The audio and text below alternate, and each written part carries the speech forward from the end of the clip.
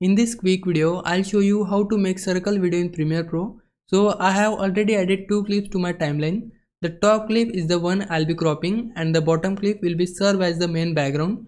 First, go to the effects panel and search for circle and apply to the top clip. Then in effects controls, scroll down to the circle settings and change the blending mode to stencil alpha. Next, adjust the radius to resize the circle. To reposition it, click center.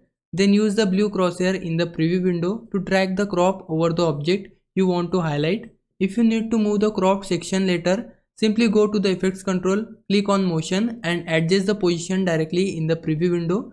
To add a border around the cropped area, search paint on the effects panel and apply the paint bucket effect to the top clip.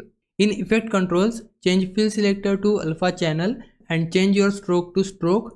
Now you can customize the border color and thickness to match your style. So this was the process. Now if I was a big help, can you like this video and subscribe my channel. For now, thanks for watching. Bye bye.